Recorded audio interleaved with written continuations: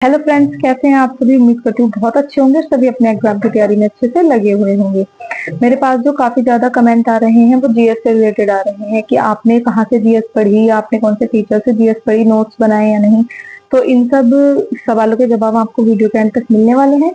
तो आप वीडियो को एंड तक जरूर देखें, चैनल को सब्सक्राइब कर लीजिए ताकि आने वाली इन्फॉर्मेशन टाइम से आप तक पहुंच सके। तो देखिए, मैं सबसे पहले आपको बताती हूँ, जब मैंने बेसिकली प्रिपरेशन स्टार्ट की थी इसकी, तो मैंने 1-2 महीने ऑफलाइन कोचिंग की थी। लेकिन मैं जा नहीं पाई, ज़्यादा ट्रैवल नहीं कर पाई क्योंकि घर से काफ़ी ज़्यादा दूर था, कोचिंग सेंटर आस-पास नहीं था।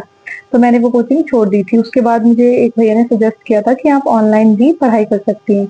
तो जो मैंने सबसे पहले जो जीएस की बुक पढ़ी थी वो लुसेंट की बुक थी।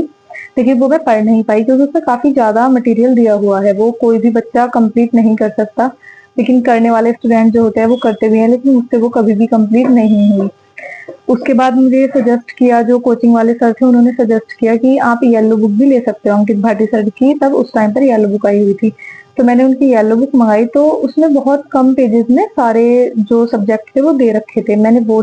वो मैंने 2 से 3 बार कंप्लीट की थी क्योंकि वो 100 से 150 पेज की थी। उस टाइम उसमें साइंस नहीं था, तो साइंस के लिए मैंने लुसेंट से ही साइंस पढ़ लिया था क्योंकि साइंस के तो वैसे भी 2-4 ही क्वेश्चन आते हैं, तो इतना हार्ड साइंस कोई नहीं आता। उसके बाद जब नवीन सर ने पढ़ाना स्टार्ट किया, तो मैंने नवीन सर के से दिल्ली पुलिस के जो सीरीज वगैरह चलाई थी उन्होंने वो सब पढ़ी थी। मैंने नोट्स अपने प्रॉपर बनाए। जो सी भी सीरीज मैंने पढ़ी नवीन सर की, या फिर मैंने बैच भी लिया था दिल्ली पुलिस कांस्टेबल के लिए, तो उसके भी मैंने प्रॉपर अपने नोट्स बनाए थे। तो आपको नोट्स बनाने चाहिए क्योंकि जो हम अपने हाथ से लिखते हैं वो हमें अच्छे से याद हो जाता है। उन नोट्स को मैंने, आपको विश्वास नहीं होगा, उन नोट्स का मैंने 2 से 3 बार रिवीजन कर लिया था। 2 से 3 रजिस्टर में मैंने वो नोट्स बनाए थे, 2 से 3 बार मैंने उनका रिवीजन कर लिया था। क्योंकि नवीन सर ये बताते थे कि आपको ऐसे प्रिपरेशन करनी चाहिए कि पहले एक प्रैक्टिस सेट हमने याद कर लिया, तो जब हम अगला प्रैक्टिस सेट याद करेंगे तो पिछले वाले को एक बार रिवाइज करके तब अगला याद करेंगे। तो ऐसे मैंने अपने जीएस की प्रिपरेशन की। तो आप सभी सब्जेक्ट की ऐसे ही प्रिपरेशन कीजिए। जब आप एक प्रैक्टिस सेट के नोट्स बनाएंगे तो पहले उसका रिवीजन कीजिए।